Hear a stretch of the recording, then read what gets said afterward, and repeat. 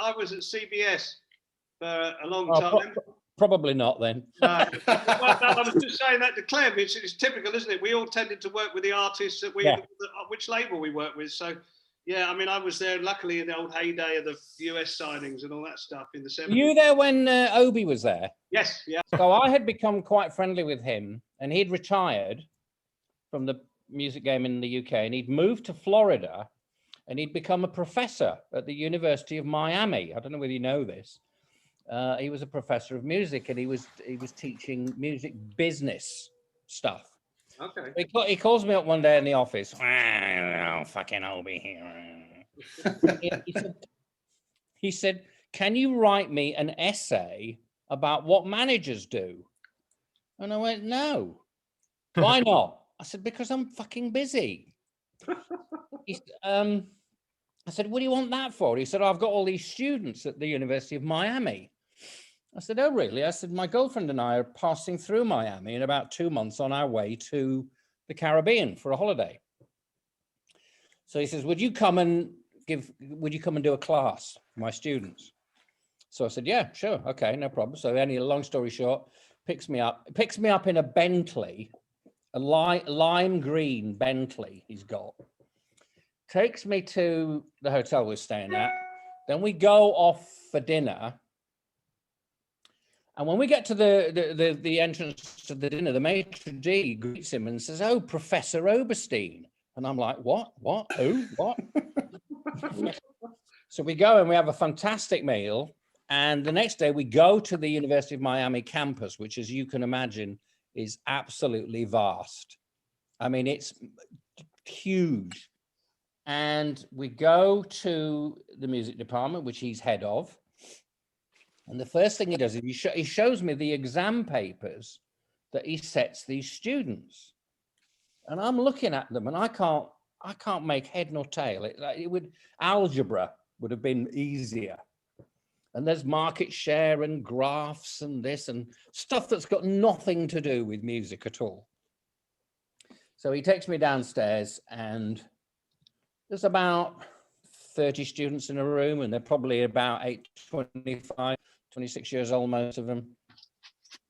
And he sits me behind this desk, and there's a girl sitting in the front row, right in front of the desk, wearing hot pants, and her legs are as far apart as it's possible to get without her splitting down the middle. And she's just sitting there with her kind of minge almost in my face. Oh, I didn't know you were sitting here. Oh, sorry, it's your missus there, Clem. It's all right, yeah, it's okay. Well, she'll understand. So anyway, and obviously this girl is like, I can't avoid eye contact, or in fact any other kind of contact. So Obie goes and stands at the back of the room, and I do a little introduction, and I say, "Okay, this is what I do. I do these as a Q&A. You can ask me anything you want." First question. And the girl in the front row with the legs wide apart sticks her hand up. I said, "Well, what a surprise. I would never have imagined that you would have had the first question." And she says to me, "Is it true that to get on in the music business, you have to sleep with people?" I looked at her for a minute and I said, "Sadly, no." I said, "Did you come up with that question, or did it by any chance originate with the gentleman standing at the back?" And of course, he'd planted questions all over the fucking room for the next hour. So we're kind of music business cliches. We have to do this. Did you do that? And actually, it was really good fun. And I have to say, they were incredibly bright. I mean, these kids were, for all of our generation, we wouldn't have understood what they were going on about. Still don't it? No, Still don't. No paradiddles, Clem. No paradiddles. I had a bizarre moment in Stockholm. I'd been invited to do an album with Phil Collins producing. It was for Frida of ABBA. Oh yeah, their studio. Something's going on. Yeah, that's right. Something's going on. Yes, and it was it was lovely. But on the day one, I'd never met Phil before. We agreed to meet in the bar at 6 o'clock of this hotel. So I went down, and there's just me and him sitting there on tall stools, starting to talk. At which point, the door at the back of the bar opens, and Lonnie Donegan walks in. There was a TV theatre there or something. He'd just done a show. He walks in. He and Phil know each other, so they converge, and there's a third stool. They're chatting away. I'm just sitting there watching, enjoying it. Very nearby, there's a punter sitting at the table, looks up and sees two of his heroes. And he can't contain himself. He's got to come over. Now, what the cool thing to do is say hello and go away, isn't it? He starts telling them his stories, and which is uncool. And Lonnie did something I've never seen before. He didn't look at him. He kept face contact with Phil Collins, reached out, and with his hand did that to the guy's lips, just clamped his lips shut, and kept talking.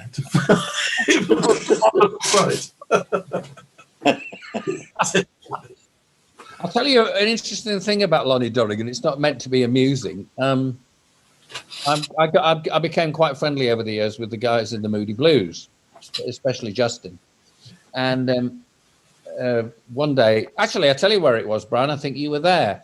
It was a Marty Wilde gig at the Palladium. Yes. There, Hank was there. Yes. And Big Jim Sullivan was there, I remember. Yeah, we came on and sat in with. That's right. And Marty.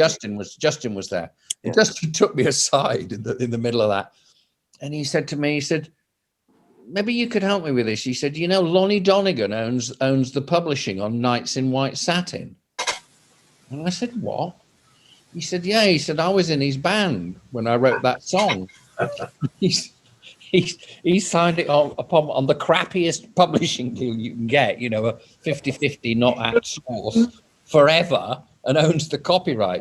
He said, do you think you can get it back for me?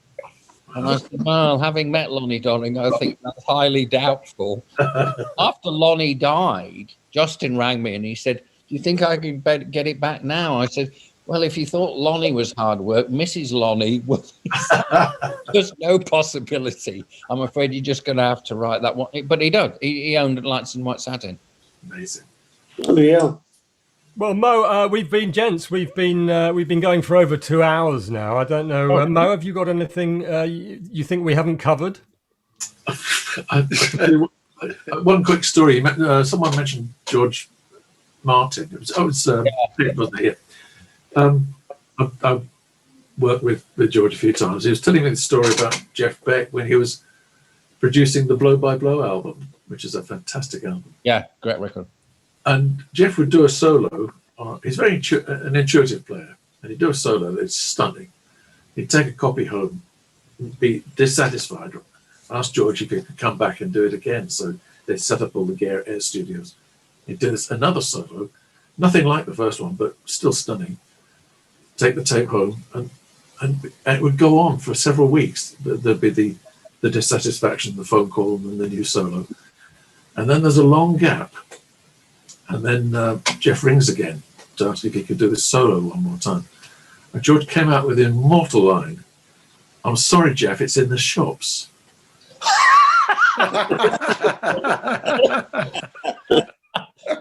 It's a line I've borrowed. Brilliant. A quick story about Mo Foster. Oh, no. When we're in Holland, we walk into the hotel with Cliff. This was Mr. Cliff. And who's standing there? What was it, Mo? What was his name? Jaco Pastorius. Yeah. Jaco Pastorius. So Mo goes, I've got to go and say hello. So Mo, as you know, walks over and says, hello, Mr. Pastorius. He said, I'm Mo Foster. I'm here with the Cliff Richard Band. And he said, really nice to meet you. And Pastorius looked at him and went, where can I get my underpants washed, man? That was it. That's a good story. Right. Any final? Right? It's just, yes, I wanted to have a beer, and all he did was tell me his laundry list. Sorry. I was just wondering. I'll say just before we wrap up, I will say Martin Knopfler, after doing the second of the 2 Dylan records he's just to bring this full circle. He said to me, we were sitting outside a restaurant in Copenhagen, and he'd got this is how long ago it was. He had a cassette player, and he's playing some of the outtakes from this Dylan record, which are mind-boggling in their awfulness. I mean, they are truly staggeringly bad.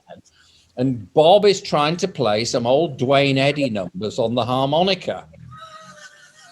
And I said, oh, what the fuck is this? He said, I'm thinking of putting this out on a Dire Straits B-side just to piss him off because it's so bad. I said, oh, we can't do that. We can't do that. And we were sitting there, and there was a song on it called, with the immortal title, Death Is Not the End. And this is the tempo of Death Is Not the End.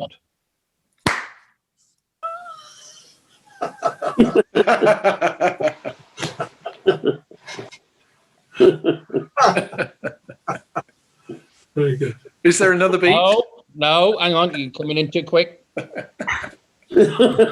this eventually appeared on one of those bootleg tapes that he put out. That is the tempo. It's so slow, it's almost at a standstill. I saw many years ago a great gig at the Rainbow, the old Rainbow, with Leon Russell. And he had this great band, and had these great backing singers, a couple of whom ended up with the Stones. And he did this great set, and he finished the set with a version of Jumping Jack Flash. And the place went mad. It was completely sold out, went mad. Leon comes back on his own, sits down at the grand piano, and he starts playing Somewhere Over the Rainbow. And the tempo is...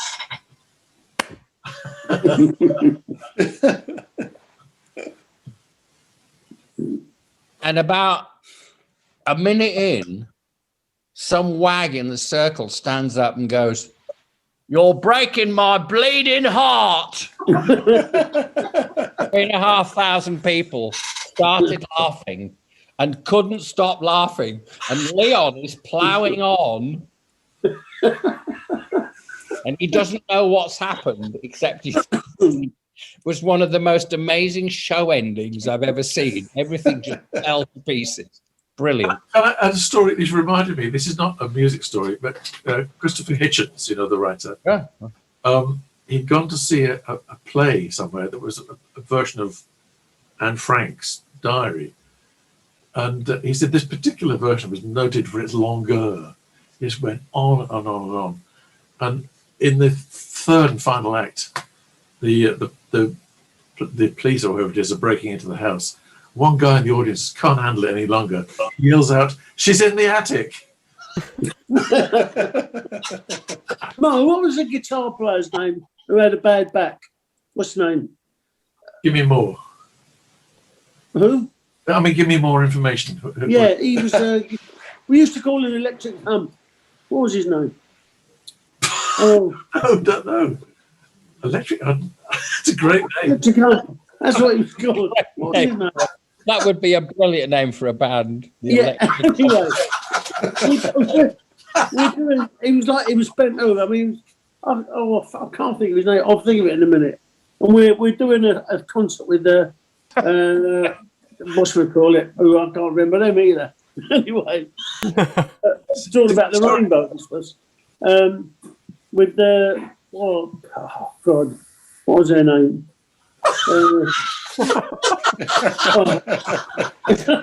Anyway, we're doing a concert with these two people, and we're having a meal. And he's like this all the time, you know.